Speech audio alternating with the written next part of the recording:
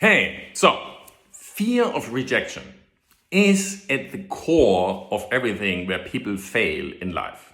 It's like one assertion, it's like a strong one, but like there's like ignorance and not knowing something, but like in a lot of places, so fear of rejection it's the source, it's one of the core problems of people to realize what they want to have in life, and that's one of the core things. There might also be that you don't know stuff and do something and then you fail, but like if you're not getting into action, you are not asking for the raise, you're not asking people to join your project, you are not asking that person out you really like.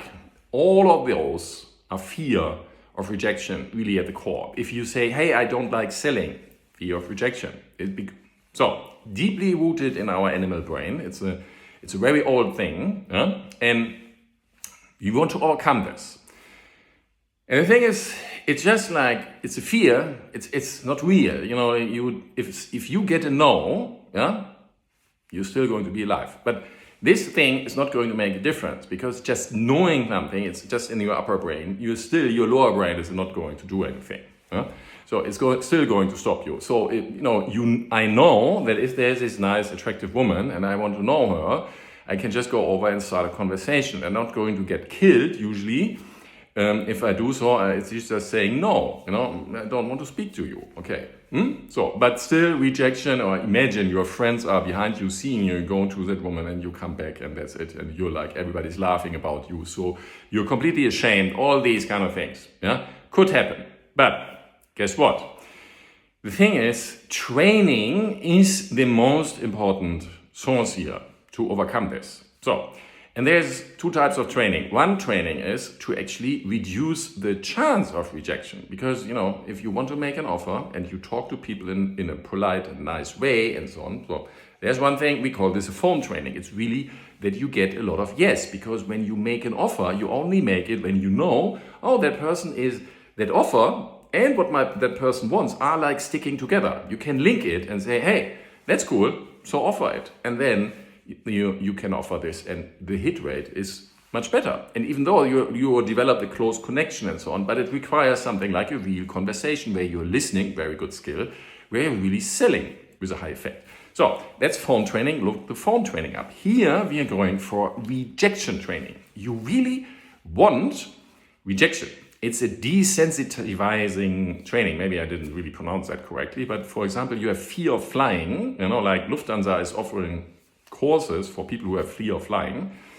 And I think they're flying you around or doing something with you that you experience all this kind of stuff, and then you feel home, If you really want to have a desensifying training on flying, hey, fly with me. Afterwards, you will be saying, hey, I survived this, flying with Lufthansa as a piece of cake. Or there's this movie, Hunt for Red October, and the guy has total fear of flying at the beginning. And then he is like going through a whole kind of thing of like, doing all kinds of stuff and flying and jumping out of a helicopter. And so he has done so much stuff that he learned, just being in a nice passenger aircraft, and there's a little bit of anything, he's like snoring afterwards. So it's just like your experience is going to make a difference. Here's the same thing. You want to experience rejection. Yeah, really. And most people never do this. Imagine you are single and you want to have a relationship. So you want to do something like dating. This is why dating platforms are so well used, because nobody has really fear of rejection. You match, which means you already have sort of yes, and then you're talking or chatting.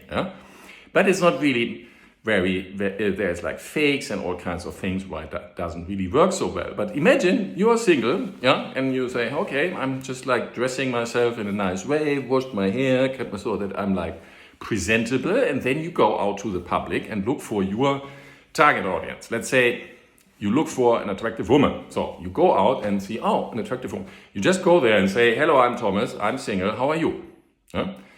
That's the way. You probably get rejected, because maybe like 80-90% of the women aren't really available. They're like having relationships and they're not available to you. So you have like 90+% rejection only because you didn't qualify the audience. But you still could, imagine you would just going out and there's like an attractive woman and you say, hello, I'm Thomas, nice talk. Could I ask you a question? So you make this very important thing. The first one really is, can I ask you a question? Because let's be polite. And we want to give the person the possibility to say no. Because if they are just doing something, they're maybe a telephone or something important right now, they don't want to talk to you right now. They just say no, you say thank you, go away. And that's also, you experience the rejection, but just polite. That person didn't want to talk to you. You were presentable, and if you are like really, really strange, that people don't like to talk to you because your appearance, but let's say your appearance is like, all right, somebody comes and, can I talk to you? Or may I ask you a question, which is already a question, but you just say, hey, may I ask you a question? And that person says no, go away. It's your first rejection, it's good, but like it's not really you who has been rejected. It's like they don't have time or anything, they can't really talk right now. So, and then you could ask other questions, like, hey, for example, I'm supporting this project, reduceco2now.com. You could ask, hey, what do you think of climate change? Do you think there should be more done? Something like this, do you think there should be more done to do something about climate change? And then you qualify them like haters who don't like this, or people, yes, I think really there should be done more. And then you could ask, hey, there's this project I support, Reduce CO2 Now, and they're really cool, and they do it on social media. Would you, just by following on social media, which doesn't cost you anything, would you follow this? And then the person can say, okay, yeah, I can do that, because you already qualified them, they want to do something, or they want that more is done. Now you ask them, are you doing something? And again, maybe a certain percentage is not saying, I don't have social media, I don't want. Now you have all kinds of what people are going to say to you just because I don't want to do that. But again, it doesn't really matter. It's just like, we want to ask a question, and imagine that it's like this attractive woman.